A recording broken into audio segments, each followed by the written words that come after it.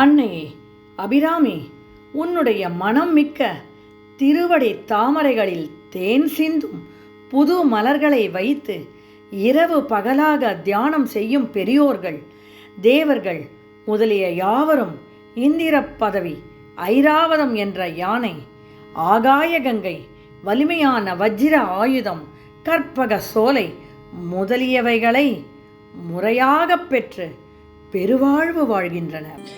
விரவும் புது மலர் இட்டு நின் பாத விரை கமலம், இரவும் பகலும் இறைஞவல்லார் இமையோர் எவரும், பரவும் பதமும் அகிராவதமும் பகீரதியும், உறவும் குலிசமும் கற்பக காவும் உடையவரே.